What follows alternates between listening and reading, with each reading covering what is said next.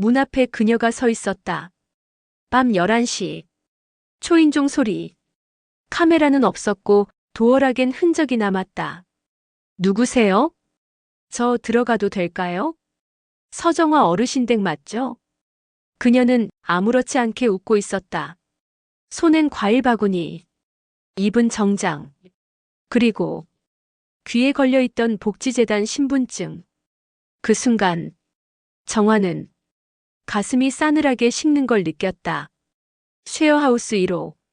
서정화와 친구들이 만든 작지만 자율적인 노인 공동체. 서류상의 이름은 자율생활형 노인 쉐어홈. 하지만 주민들에겐 여기 우릴 위한 집이었다. 1호 입주자는 총 5명. 정화, 순자, 말순, 윤옥자, 그리고 가장 늦게 들어온 애자. 각자 상처와 사연을 품고 도착했지만 서서히 회복되고 있었다. 은자야, 밥물은 올렸니? 지금 해. 된장 풀고. 그 김치 꺼내놔. 어제 말순이가 담근 거. 야야, 고춧가루는 조금만. 왜 매워? 아니, 요즘 위가 쓰려서. 부엌은 항상 북적였다. 음식 냄새, 웃음, 잔소리. 정화는 늘 그 광경을 바라보며 이게 진짜 가족이구나 라고 생각했다. 그런데 그날 밤 그녀가 들어왔다. 이명자, 74세, 복지재단 소속. 공문에 따르면 입주자 추천 프로그램 2기 실험 대상자. 재단 측이 정화에게 전한 말은 이랬다. 정화 어르신 정부 보조 사업과 연결하려면 시범 입주자를 받아야 합니다. 정식 공공 파트너십 전에요. 우린 그냥 살고 싶은 것뿐이에요. 왜 그런 걸 받아야 해요? 행정 절차일 뿐이에요. 지원금 받으시려면 꼭 필요합니다. 정화는 머뭇거리다. 수락했다. 그리고 그날 밤 이명자가 짐을 들고 들어온 것이다. 저 많이 늦었죠? 명자는 활짝 웃었다. 검정 수트에 단정한 머리. 거실에 들어선 순간 애자가 속삭였다. 저 사람 왜 이렇게 표정이 하나야? 며칠 동안 명자는 문제를 일으키지 않았다. 청소도 열심히 하고 밥도 같이 먹었고 심지어 정화의 말도 잘 들었다. 할머니, 이곳 참 따뜻하네요. 우린 서로 보고 살아. 감시하는 게 아니고. 맞아요. 전 감시 같은 거 싫어요. 하지만 정화는 어딘가 이상했다. 명자의 눈은 언제나 방을 둘러보고 있었다. 첫 번째 사건은 냉장고에서 시작됐다. 어라, 어제 남겨둔 조기 어디 갔지? 내가 봤어. 분명 3쪽 남겨놨었는데. 설마 명자 씨가? 정화는 확인 없이 말을 아꼈다. 하지만 옥자가 조용히 말했다. 근데 어제 밤에 거실에서 누가 서성이던데요? 누군지 봤어? 얼핏. 명자 씨 같았어요. 근데 정확하진 않아요. 두 번째는 순자의 일기장. 정화야, 내 일기 누가 본 것 같아? 왜? 어제 써놓은 페이지가 접혀 있었어. 난 절대 그런 식으로 덮지 않는데. 설마 명자가? 그 순간 정화는 작게 속삭였다. 혹시 우릴 보고 있는 건 아닐까? 그리고 결정적 사건. 다음 날 복지센터 공지사항에 쉐어하우스 입주자 갈등 내용이 실명 없이 등록됐다. 5인 구성의 자율 쉐어하우스에서 음식 분배, 생활규칙, 대화 불균형 등의 문제가 내부적으로 나타나고 있음. 정화는 얼굴이 새하얘졌다. 이건 우리 얘기야. 순자도 눈을 떴다. 이 내용 외부에 나간 적 없어. 우리 5명 외엔 몰라. 정화는 명자에게 물었다. 이 글 당신이 쓴 거야? 명자는 놀란 듯이 웃었다. 어르신, 전 그런 거 안 해요. 설마 저 의심하세요? 우릴 지켜보고 있는 거 아니냐고. 명자는 웃음을 지으며 말했다. 그 말 녹음해도 될까요? 순간 정화의 피가 거꾸로 솟았다. 녹음, 기록, 보고. 그 단어들이 다시 그녀를 유리정원으로 되돌렸다. 밤 2시. 정화는 거실 불을 켰다. 그리고 벽에 붙은 작은 구멍 하나를 봤다. 그 구멍 뒤 무언가 반짝이는 렌즈가 있었다. 그녀는 조용히 중얼거렸다. 이 집에 또 감시자가 들어온 거야. 이게 내 핸드폰이 아니라면. 그럼 이건 누구 거야? 서랍 안엔 핸드폰이 2개 있었다. 검은색 폴더폰, 그리고 노란 케이스가 씌워진 최신 스마트폰. 정화는 스마트폰 화면을 켰다. 지문 인식 거부, 비밀번호 잠금, 통신사 복지재단 전용망. 그 순간 순자가 속삭였다. 저 사람 우리 대화 녹음했던 거 아니야? 이명자의 방은 항상 깔끔했다. 침대에 주름 하나 없고 창문 커튼은 늘 정확히 90도로 접혀 있었다. 그런데 그날은 달랐다. 이명자가 외출한 사이 창문을 닫으려 들어간 순자가 서랍을 발견한 것이다. 정화야, 나 이거 봤어. 뭔데? 폰이 2대야. 정화는 이명자 몰래 서랍 안에 핸드폰을 다시 넣었다. 그리고 서랍을 조용히 잠갔다. 며칠 전부터 쉐어하우스는 이상했다. 말도 없고 웃음도 줄었고 공동 식사 때도 누군가 자꾸 빠졌다. 애자씨 오늘도 안 나오셨네. 옥자도 어제부터 방에만 있고. 정화는 조용히 중얼거렸다. 우리 서로 의심하게 만드는 거야. 밤 10시. 순자가 정화방으로 들어왔다. 손에 작은 쪽지를 들고 있었다. 이거 봐. 이게 뭐야? 현관문에 끼워져 있었어. 익명으로. 읽어봐. 쪽지엔 이렇게 쓰여 있었다. 정화 어르신. 당신이 믿는 사람, 사실은 파견감시원입니다. 곧 내부 조사도 들어올 겁니다. 대비하세요. 내부 제보자. 순자는 놀라며 물었다. 장난인가? 아니, 그럴 리 없어. 근데 우릴 돕는 사람이 있다는 거야? 문제는 그게 누구냐는 거야. 정화는 생각에 잠겼다. 제보자까지 있다는 건 이 안에 더 깊은 구멍이 있다는 뜻이야. 다음 날, 정화는 대화를 녹음해 보기로 했다. 누가 어떤 말에 반응하는지 파악하기 위해서. 이명자 씨, 혹시 저번에 말한 정부 보조금, 그거 구체적으로 어떻게 되는 거예요? 아직 확정은 아니에요. 그냥 테스트 중이라. 테스트 대상이 우린 거고요? 아니요, 그런 건 별도의 승인 없인. 그때 명자의 눈이 흔들렸다. 순자는 식사 중에 명자에게 일부러 질문을 던졌다. 근데 우리가 말하는 거 밖으로 나가진 않겠죠? 어르신 무슨 말씀이세요? 요즘 이상한 소문이 돌더라고요. 우리말이 밖에 퍼졌다고. 명자는 젓가락을 내려놨다. 전 아무것도 안 했습니다. 혹시 저 의심하시는 거예요? 의심이라니요. 그냥 확인차. 며칠 뒤 복지재단 홈페이지에 새 게시글이 올라왔다. 자율 쉐어하우스 내부 커뮤니케이션 모니터링 필요성. 갈등 완화 위한 비공개 감시 권장안. 정화는 몸이 굳었다. 이건 정책화하려는 거야. 감시를 제도처럼 만들려는 거야. 정화는 쉐어하우스 입주민들을 비공식적으로 따로 불렀다. 밤 11시. 부엌 조리대 옆 커튼을 내리고 작은 스탠드 불빛 하나 켠 채로 여기 우리끼리 말해보자. 불편해도 좋으니까 느낀 걸 말해줘. 옥자가 먼저 입을 열었다. 사실 며칠 전에 내 병원 기록이 외부에 나간 것 같았어요. 헐, 그건 어떻게 알아? 요양센터에서 전화 왔어요. 당뇨 상태 좋아졌다며. 새 프로그램 추천하겠다고. 모두 숨을 삼켰다.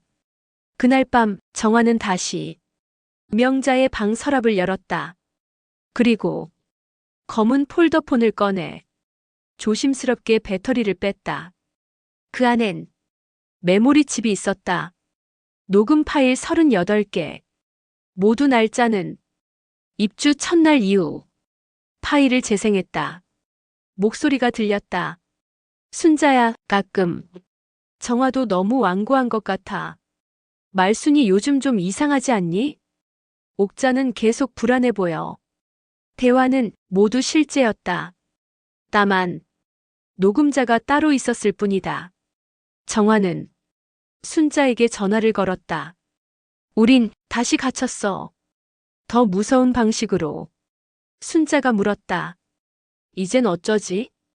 정화는 잠시 숨을 고른 뒤 천천히 말했다. 이번엔 공론화가 아니라 전면전을 해야 해. 이건 우리 몰래 쓴 계약서야. 서정화의 집이 아니라 복지재단의 실험장이었어. 정화는 서랍 안에서 한 장의 서류를 꺼냈다. 복지형 자율쇠어 공동생활지 침투 관찰 계약서. 그 서명란엔 이명자의 이름과 복지재단 팀장 도장의 날인이 찍혀 있었다. 그 순간 정화는 무너졌다. 믿음이 아니라 우리는 모두 통제당하고 있었던 것이다. 이틀 전 정화는 우연히 명자의 방문이 열려 있는 것을 보았다. 이명자 씨, 계세요? 대답이 없었다. 화장실 쪽도 텅 비어 있었다. 책상 위에 놓인 작은 노트북. 그리고 살짝 열린 서랍 하나. 정화는 본능적으로 그 서랍을 열었다. 그리고 발견했다. 복지재단 로고가 찍힌 문서. 관찰 리포트 1차, 2차 최종안. 입주자 감정 흐름 분석. 그리고 마지막 페이지. 권고 사항 공동체 구조 분산 유도. 집단 리더 서정화의 통제력 제거 후 재조정. 정화는 숨이 막혔다. 그날 밤 정화는 순자에게 이 문서를 보여줬다. 봐. 이게 그 사람이 진짜 정체야. 순자는 손을 떨었다. 그럼 우리 계속 실험당하고 있었던 거야? 그래. 우릴 무너뜨릴 계획을 서랍에 숨겨놓고 같이 밥 먹고 웃고 자고 있었던 거지. 다음 날 쉐어하우스 회의가 열렸다. 정화는 종이 다발을 꺼내 식탁 위에 올렸다. 이건 이명자 씨가 우리 몰래 복지재단에 보고한 문서입니다. 입주자들은 일제히 놀라 입을 틀어막았다. 옥자 씨의 불안 증상, 순자 씨의 일기 성향, 애자 씨의 수면 리듬까지 모두 적혀 있어요. 애자가 외쳤다. 그게 말이 돼요? 그 사람이 내 약 먹는 시간까지 적어놨다고요? 말순도 분노했다. 내가 그 사람한테 무릎 아프다고 말한 적 있는데 그것도 썼겠네. 이명자는 끝까지 부인했다. 전 그저 파견 협력자로서 상황을 기록한 것뿐입니다. 누가 허락했죠? 정화가 물었다. 당신 우리한테 동의받은 적 있어요?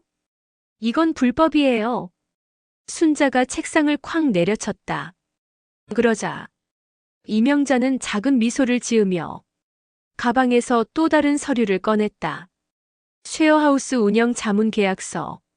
상단에는 서정화의 이름이 적혀 있었다. 정화는 소스라치게 놀랐다. 이건 뭐야? 나 그런 거 사인한 적 없어. 작년 11월 초기 보조금 신청 당시 한 번에 묶여있던 항목입니다. 기억 안 나시죠? 설마 그때? 정화는 기억해냈다.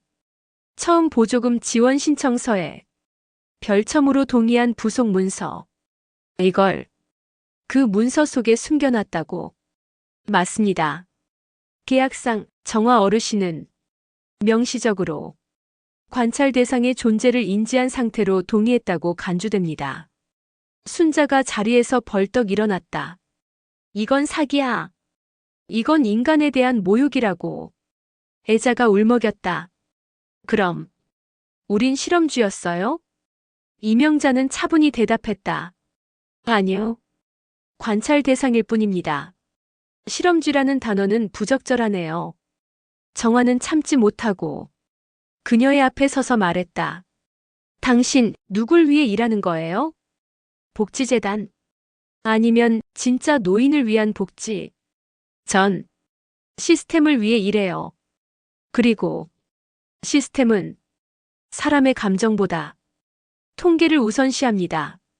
그날 이후 쉐어하우스는 두 조각으로 나뉘었다. 정화를 중심으로 명자를 몰아내야 한다는 입장. 그리고 말순과 애자를 중심으로 이제 와서 쫓아내면 더 큰 일이 된다는 회유 입장. 정화는 깨달았다. 분열은 바깥에서 시작된 게 아니라 이미 안에서 자라고 있었다. 며칠 후 복지재단에서 공식 공문이 도착했다. 공지. 자율쇠어 공동체 1호점의 관리 적합성 문제로 보조금 일시 지급 중단 조치 예정. 분쟁 조정위원회 참여 요청. 정화는 한참 동안 그 공문을 바라보다가 천천히 찢어버렸다. 올인. 다시 갇히는 거야. 이번엔 서로의 판단으로. 밤이 깊었다. 순자는 정화에게 물었다. 정화야, 너무 지치지 않았어? 지쳤지. 근데 멈추면 우리가 잃는 게 너무 커. 가장 먼저 무너지는 건 우리 목소리야. 나가주세요. 당신이 여기에 있는 것만으로도 우린 서로를 못 믿게 됐어요. 정화가 입을 열었다. 명자는 미동도 하지 않았다. 말순이 정화에게 조용히 물었다. 정말 그렇게까지 해야 돼? 그 순간 정화는 느꼈다. 아, 이미 분열은 시작된 거구나. 며칠 전 쉐어하우스 내 갈등 회의가 열렸다.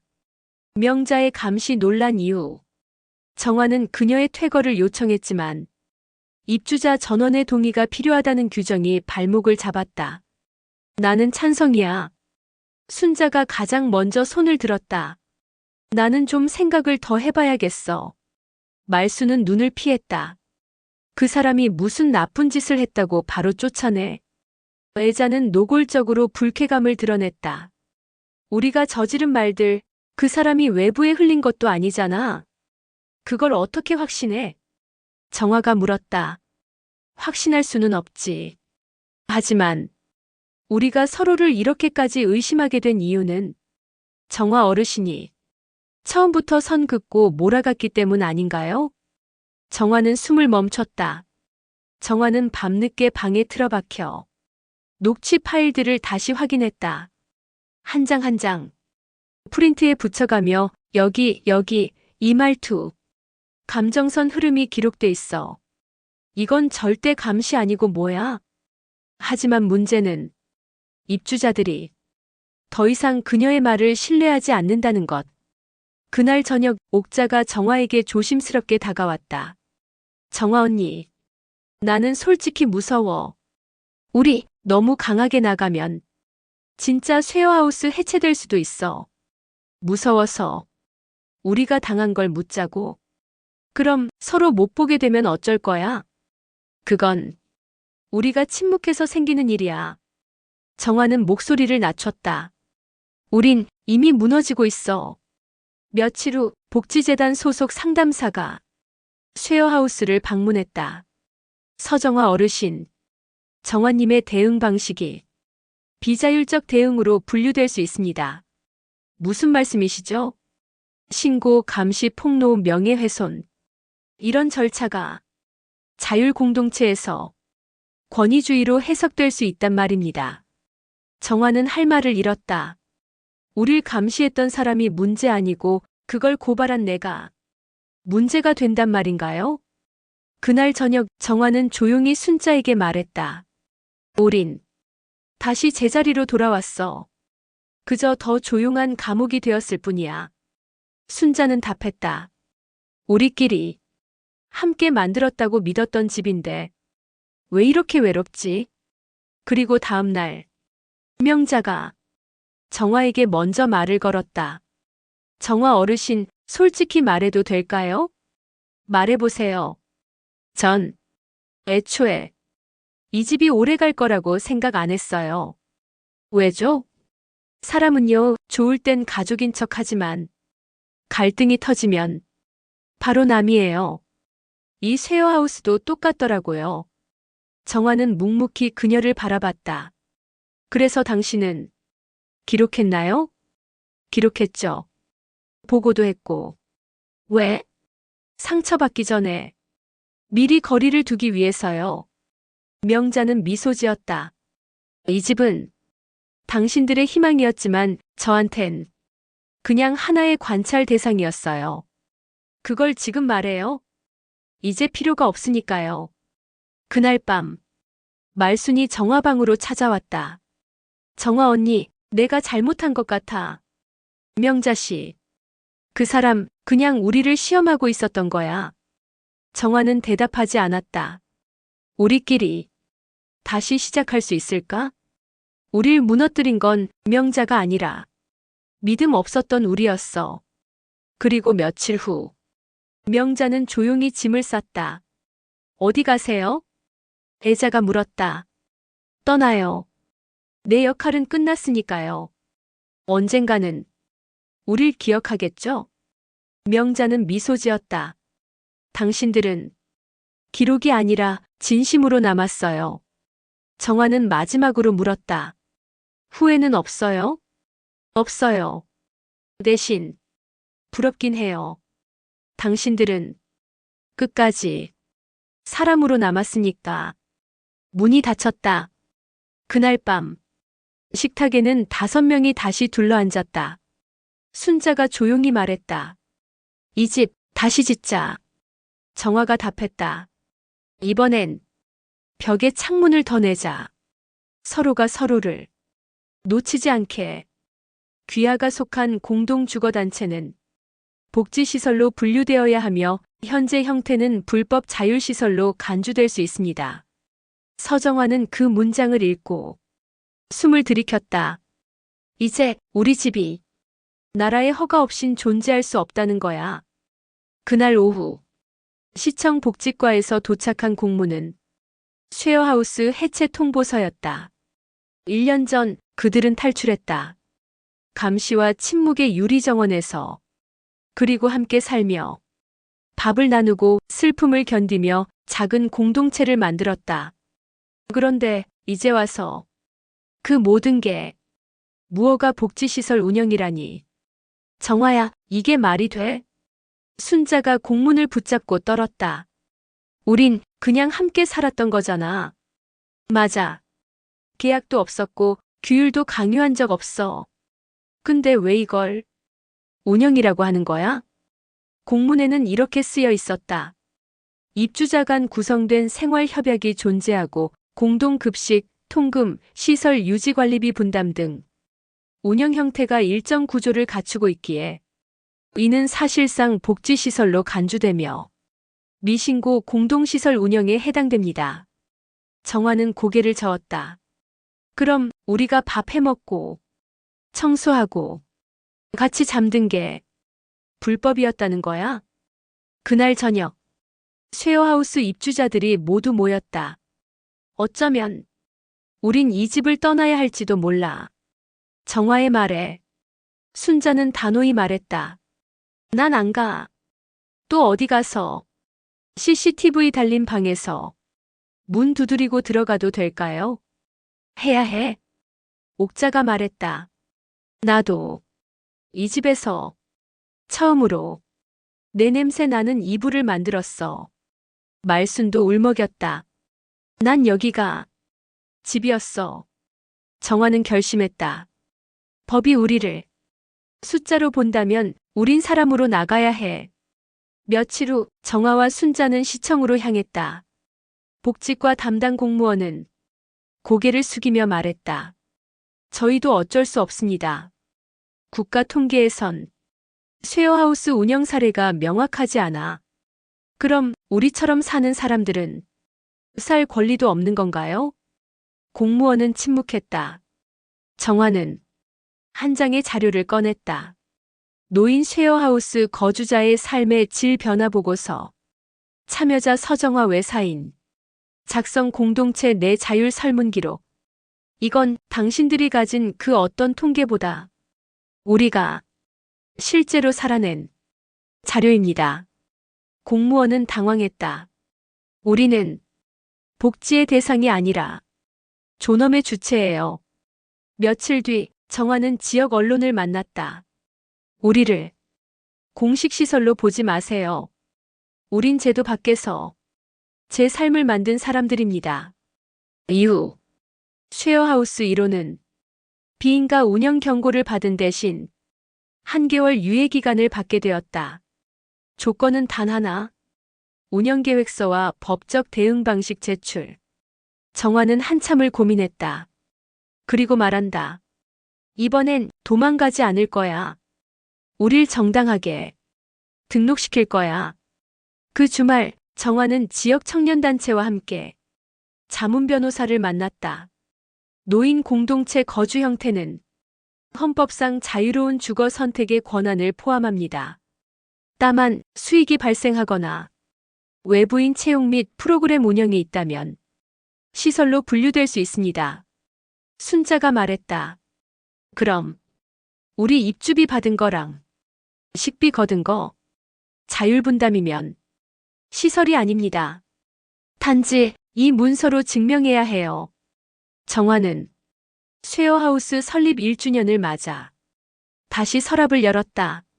안엔 초기 입주 사진과 공동생활 규약 메모, 그리고 지아가 손으로 그려준 그림 한 장이 있었다. 할머니 집은 웃는 집. 그녀는 미소 지었다. 그래. 여기 웃음이 있는 집이었지. 유의 마지막 날. 정화는 자체 제작한 쉐어하우스 운영기록 파일을 시청에 제출했다. 이 집은 제도 안에 있지 않지만 사람 안에 있습니다. 며칠 뒤 시청에서 연락이 왔다. 서정화 어르신, 당신의 집은 시설로 보지 않겠습니다. 정화는 조용히 속삭였다. 우리가 삶을 지켰구나. 쉐어하우스 1호 주민 여러분, S방송 인터뷰 요청드립니다. 서울 본사에서 내려왔습니다. 이 사례 전국 방송 타게 되었습니다. 순자와 정화는 어안이 벙벙했다. 그들은 아직도 서랍 안에 통지서 냄새가 채 가시지 않았는데. 그리고 그날 밤 문이 두드려졌다. 실례합니다. 입주문이 드리러 왔습니다. 그녀의 손엔 꽃다발이 있었고 등 뒤엔 작은 카메라가 보였다. 한개월 유예 기간, 운영계획서 제출, 그리고 마침내 시설이 아닌 자율거주 공동체로 인정. 정화는 눈물 흘렸다. 우린 누구 허락 안 받고도 살 수 있는 사람이 됐어. 하지만 기쁨은 오래가지 않았다. 뉴스는 순식간에 퍼졌다. 70대 여성들 시설 거부하고 자율 쉐어하우스 운영 성공. 노인의 삶을 바꾼 작은 집 서정화의 선택. 노년 공동체 새로운 대안 정화의 집. 전화는 끊이지 않았다. 어르신, 입주 신청할 수 있을까요? 우리 부모님도 들어가게 하고 싶어요. 쉐어하우스 2호 계획 있으신가요? 처음엔 기뻤다. 진심 어린 사연이 도착했고 울면서 편지를 낭독하는 사람도 있었다. 70 넘은 어머니가 여기 방송 보고 울었습니다. 제발 이런 집 더 만들어주세요. 하지만 관심이 커지면 늘 따라오는 것이 있다. 개입. 정화는 또다시 복지재단 이름이 적힌 공문을 받았다. 귀단체의 운영 사례를 공식 정책안으로 제안하고자 하오니 샘플링 및 평가단 접근을 허용해 주시기 바랍니다. 또 관찰이야? 순자가 낮게 중얼거렸다. 이번엔 우릴 협력자로 만들겠다는 거야. 정화가 이를 악물었다. 며칠 후 S방송 취재팀이 찾아왔다. 촬영 감독은 말했다. 여기 생각보다 조용하네요. 우린 매일 밥 해먹고 같이 말다툼하고 TV 보고 자요. 딱 그게 다예요. 정화는 담담했다. 인터뷰 중 순자는 기자에게 이렇게 말했다. 우린 지키려고 싸운 게 아니라 살려고 싸운 거예요. 그 말에 기자는 멈칫했다. 그 말, 방송 첫 문장에 써도 될까요? 방송이 나간 날 밤, 쉐어하우스 현관 앞엔 낯선 사람들이 서 있었다. 누군가는 꽃다발을 들고, 누군가는 카메라를 목에 걸고, 누군가는 서류 봉투를 안고 있었다. 정화는 조용히 문을 열었다. 누구시죠? 그중 한 여성이 말했다. 저 입주 신청하려고 왔어요. 공문도 있고요. 다른 사람이 말했다. 저 복지 리포트 쓰는 사회학자예요. 관찰 요청 드립니다. 그날 밤 정화는 식탁에 앉아 말했다. 이 집이 이젠 우리만의 공간이 아니라 상징이 되었대. 말순이 조용히 말했다. 상징이 되면 실체는 사라져. 순자가 속삭였다. 또 누가 들어오는 걸까? 그리고 이틀 후 문이 두드려졌다. 실례합니다. 소개받고 왔습니다. 여기 쉐어하우스. 입주 가능하신가요? 정화는 문을 열었다. 그녀는 단정한 치마 정장을 입고 있었고 눈은 마치 어딘가를 읽고 있는 듯 분석적이었다. 이름이 이젠이라고 합니다. 전엔 실버센터에서 일했어요. 지금은 퇴사했고요. 순자는 그녀의 발끝을 보았다. 새 신발, 낯선 정리 습관, 그리고 다듬어진 말투. 그날 밤 이젠이는 입주 심사를 마쳤고 다음 주 이삿짐을 들여오기로 했다. 정화는 혼잣말했다. 또 시작이야. 순자는 물었다. 의심부터 시작하면 어떻게 살아? 정화는 대답했다. 우리가 그걸 이미 배웠잖아. 하지만 정화는 몰랐다. 그녀가 창밖을 바라보던 바로 그 시간 이젠이는 가방 속에서 작은 녹음기를 꺼내고 있었다. 그리고 녹음기 옆엔 이름표 하나가 있었다.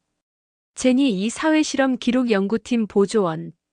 쉐어하우스의 불이 꺼지고 고요가 내릴 때 또 하나의 감시가 다시 숨을 쉬기 시작했다. 할머니, 화장실 불은 꺼야 하는 규정인가요? 말씀 안 하셔서요. 불문율 같은 거 있잖아요. 그녀의 말투는 지나치게 정중했고 정화는 그 공손함이 관찰처럼 느껴졌다. 그날부터 정화는 다시 밤에 잠을 설치기 시작했다. 이젠이 쉐어하우스 입주 3일째. 공식 직업은 퇴직자. 과거 실버센터 근무 이력. 경력은 짧고 최근 활동은 공백. 입주 첫날부터 이젠이는 메모를 했다. 할머니, 식사 시간은 매일 고정이신가요? 대충 6시쯤 먹긴 하는데. 아, 그럼 표준은 없다는 뜻이군요. 순자가 힐끔 쳐다봤다. 그녀는 아침엔 신문을 스크랩하고 점심엔 말없이 옆자리에 앉아 대화에 끼지 않았다. 하지만 모두가 자고 있을 때 거실 불이 살짝 켜졌다. 정화가 물을 마시러 나갔을 때였다. 그녀는 이젠이가 식탁 위에 메모를 펼치고 있는 걸 봤다. 다음 날 정화 어르신 혹시 공동생활 규약이나 내부 운영 기록 같은 거 있으신가요? 갑자기 왜요?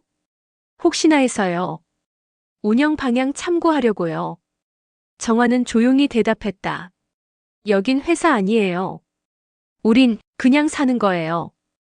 그날 밤 정화는 순자에게 말했다. 그 여자 뭔가 이상해. 처음엔 다 어색하지. 아니야. 말투가 보고하듯 해. 누가 위에 있다고 생각하는 사람 말투야. 며칠 후 옥자가 갑자기 식사에 빠졌다. 순자가 이유를 물었다. 몸이 좀 안 좋아요. 어디가? 그냥 위장이. 하지만 사실 옥자는 이젠이가 본인의 약장을 들여다보는 걸 봤다. 어르신, 이 약은 혈압약이죠? 네. 복용 시간은 아침이시군요. 습관이 일정하시네요. 그 순간 옥자는 의료기록 수집이라는 단어가 떠올랐다. 정화는 직접 이재니를 마주했다. 이재니 씨. 네.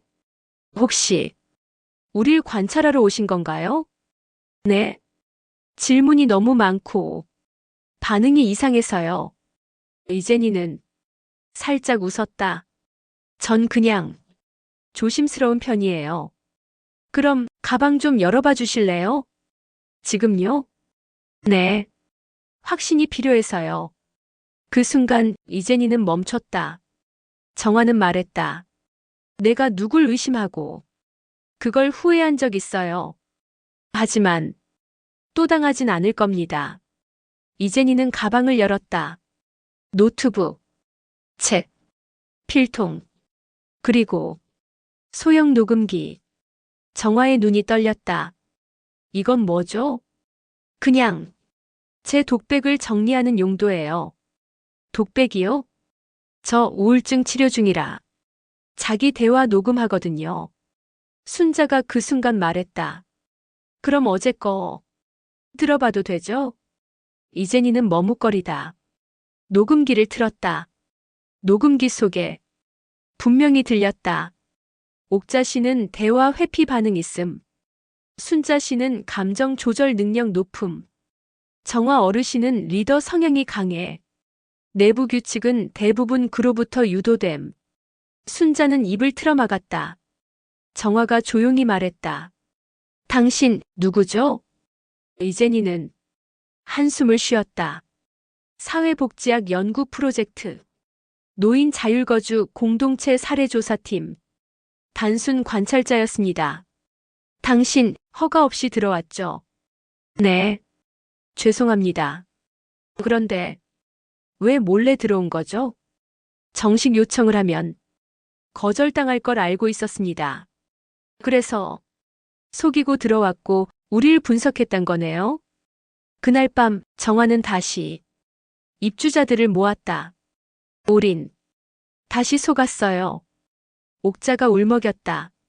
난 왜 자꾸 이런 일이 반복되는지 모르겠어요. 말순이 조용히 말했다. 우리 사람을 못 믿는 집이 되는 걸까? 순자는 대답했다. 올인. 사람을 더 조심하게 된 집이 된 거야. 그게 나쁜 건 아니야. 근데 다시는 서로까지 의심하면 안 돼. 그날 밤 정화는 서랍에 있던 입주 희망서를 전부 찢었다. 이 집은 확장할 수 없다. 이 안에 사람이 아닌 의도가 들어오면 우린 또 무너질 거야.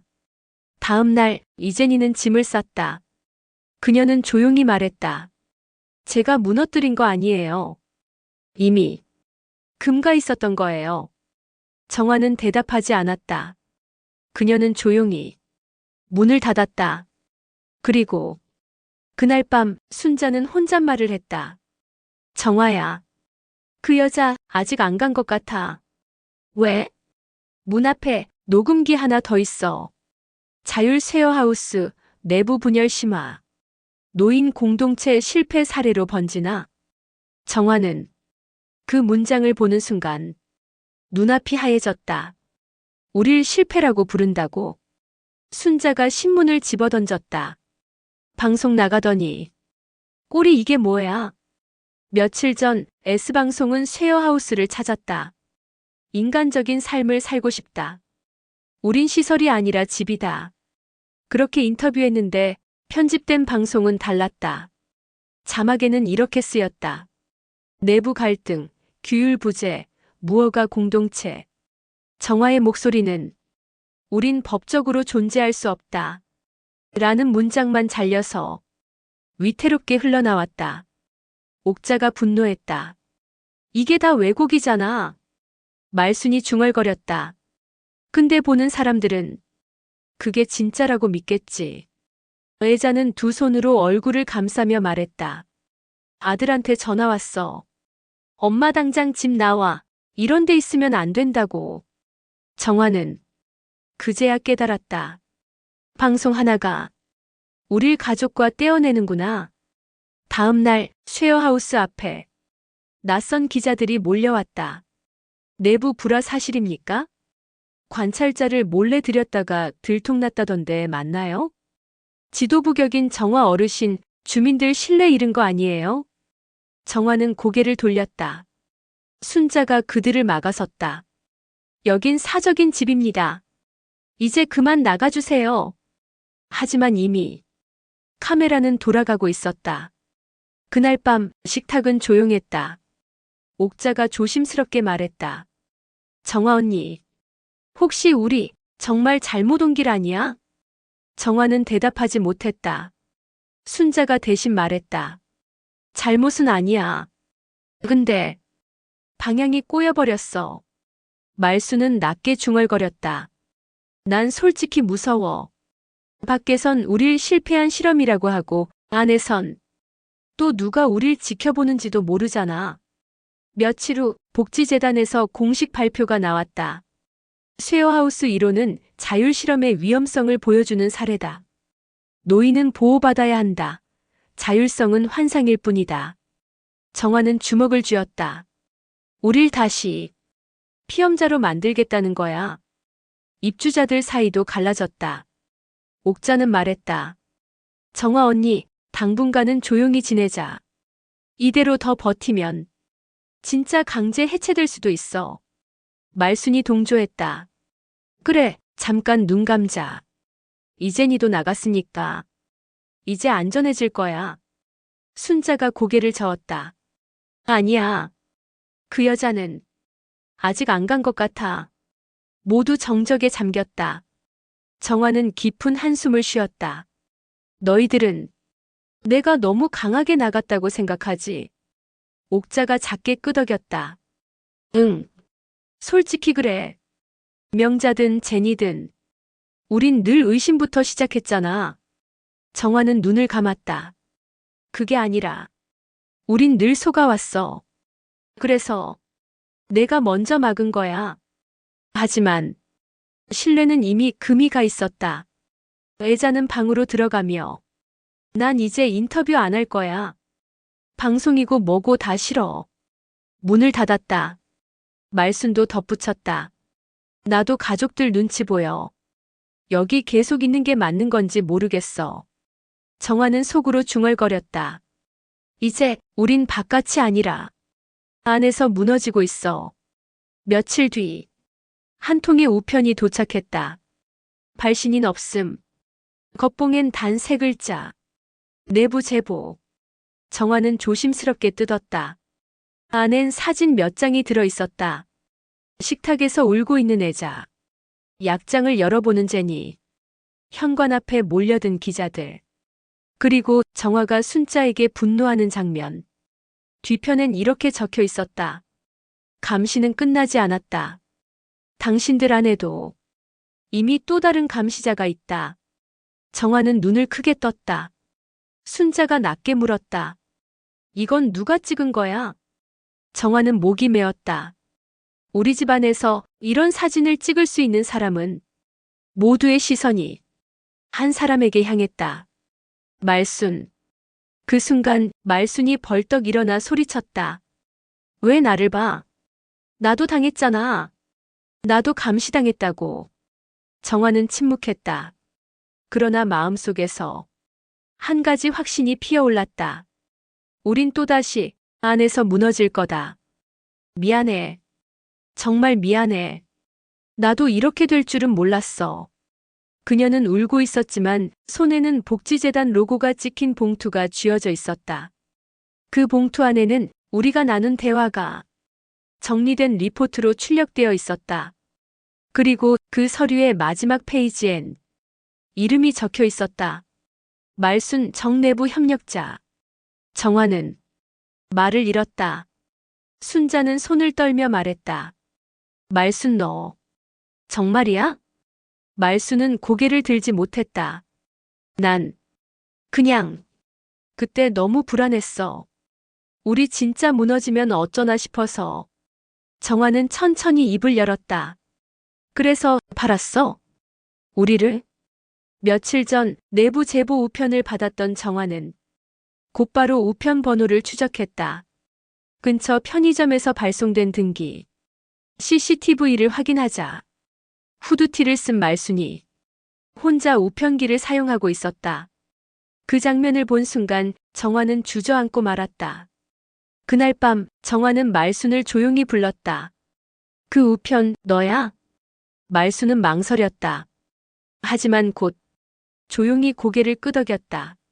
나 정말 그럴 생각은 아니었어. 그냥 재단에서 먼저 연락이 왔어. 어떤 연락? 너무 걱정돼 보인다고. 쉐어하우스 분위기, 내부 사람들 간의 문제 같은 거 알려달라고. 순자가 끼어들었다. 그래서 우리가 말했던 거 다 넘긴 거야? 아니, 그냥 분위기 정도만. 분위기 정도가 이렇게 정리돼서 나오니? 정화가 인쇄된 서류를 들이밀었다. 녹취 정리. 정화 어르신은 리더 강박 있다. 순자는 이성적이나 때론 편향됨. 애자는 감정 기복심에 불안정하다. 옥자는 늘 눈치를 본다. 애자가 방에서 뛰쳐나왔다. 이게 분위기야? 이게 정리된 감정이냐고. 옥자는 얼굴이 하얗게 질렸다. 그래서 아들이 날 데리러 오겠다고 했구나. 이걸 보고 그렇게 말한 거였어. 정화는 마지막으로 물었다. 언제부터야? 말수는 조용히 말했다. 명자 떠나고 며칠 뒤부터. 순자는 주먹을 꽉 쥐었다. 넌 우리 중에 가장 먼저 오는 사람이었잖아. 우리가 처음으로 같이 산다고 말했을 때 눈물 흘리던 사람이라고.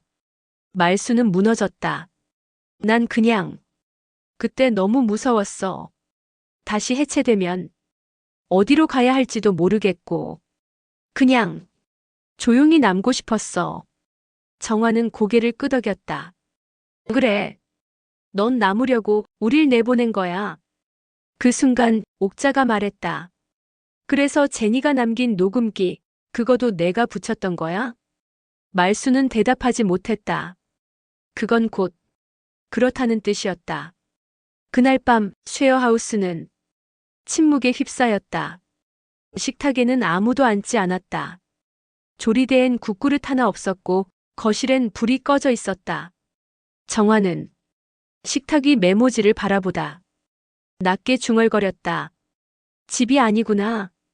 이젠 그냥 조용한 감옥이구나. 순자는 정화에게 말했다. 이대로는 안 돼.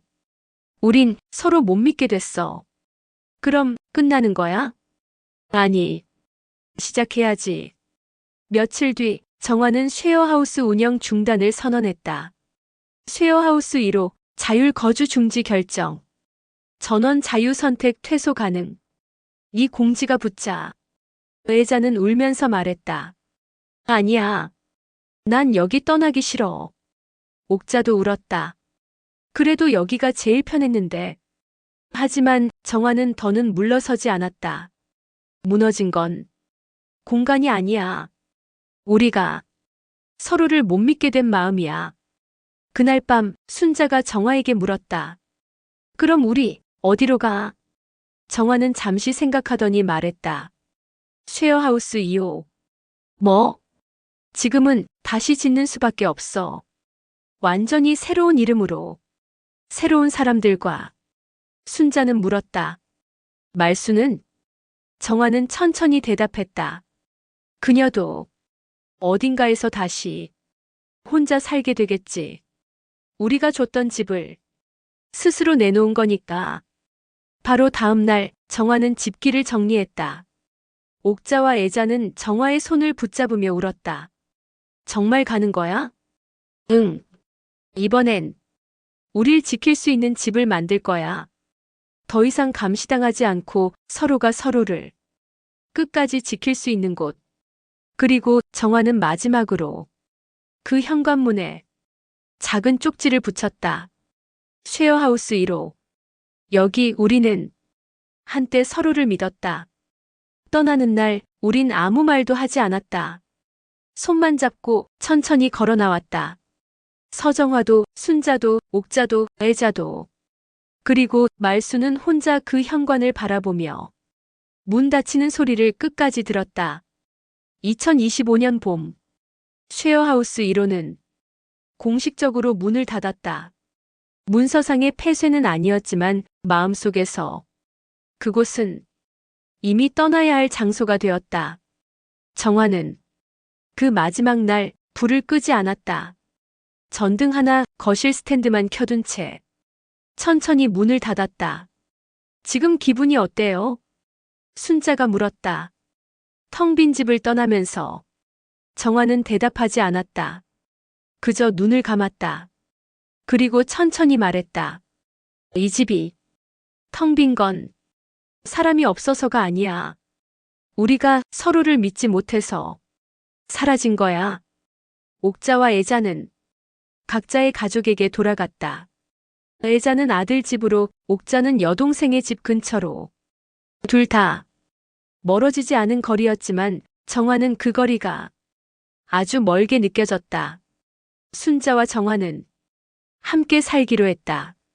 두 사람의 집, 쉐어하우스라는 이름은 다시 쓰지 않기로 했다. 그들이 이사한 곳은 바닷가 근처 작은 마을. 울진 끝자락, 산과 바다가 만나는 조용한 언덕 위. 폐가를 개조한 주택. 정화는 낡은 벽지를 떼어냈고 순자는 마당에 화분을 놓았다. 이 집 이름 뭐로 할까? 이름은 필요 없어. 왜? 이젠 우리가 집이니까. 시간이 흘렀다. 한 달, 두 달. 계절이 여름으로 넘어갈 무렵 어느 날 낯선 편지 한 통이 도착했다. 보낸 사람은 말순. 정화 언니. 미안했어요. 정말 많이. 아직도 그 현관문 앞에서 울던 날을 잊지 못해요. 난 이제 그곳으로 돌아갈 수는 없지만 언니가 만든 집을 닮은 곳을 만들어 보려고 해요. 혹시 가능하다면 나중에 언니가 그곳에 한번 와줘요. 직접 사과하고 싶어요. 순자가 말했다. 갈 거야? 정화는 조용히 웃었다. 응. 우린 이제 누굴 미워할 수 없는 나이야. 그해 가을, 정화와 순자는 작은 간판을 만들었다. 정순의 집 둘이 사는 곳. 문 앞 화단엔 옥자가 보내온 꽃이 심어졌고 애자가 손수 만든 문패도 걸렸다. 그리고 어느 날 또 누군가 문을 두드렸다. 혹시 여긴 쉐어하우스였던 그분들이 사시는 곳인가요? 누구시죠? 어머니께서 그 방송 보고 꼭 한번 만나 뵙고 싶다고 하셨어요. 혼자 사셔서 많이 외로워하셨거든요. 정화는 잠시 멈췄다가 조용히 말했다. 밥 드셨나요? 그날 저녁 식탁에는 3개의 그릇이 놓였다. 정화, 순자 그리고 낯선 어머니 한 분. 밥 냄새가 퍼졌고 마리오 같다. 웃음소리가 났고 눈물도 흘렀다. 순자는 말했다. 여긴 이제 누가 찾아와도 돼. 근데 한 가지만 지켜야 해. 서로를 의심하지 말 것.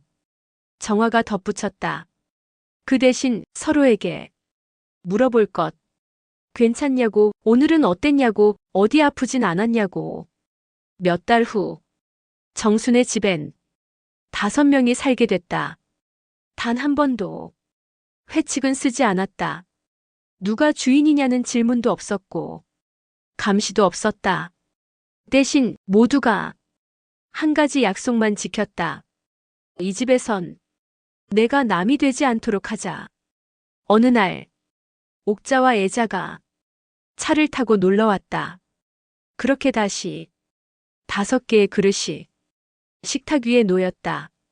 그 순간 정화는 조용히 말했다. 이게 집이지. 그의 겨울. 정순의 집에 작은 팻말이 붙었다. 우린 시설이 아니고 실험도 아니고 누군가의 대상도 아닙니다. 그냥 함께 밥 먹고 서로에게 묻고, 가끔은 울고, 다시 웃는 사람들입니다. 카메라는 멀어지고, 창문 너머, 불빛 아래 6명의 그림자가 천천히 웃고 있었다. 그리고 그 위엔 자막이 떠올랐다. 노년이 외롭지 않으려면 반드시 국가가 있어야 하는 게 아닙니다. 누군가가 내 이름을 불러주는 집이 있으면 되는 겁니다.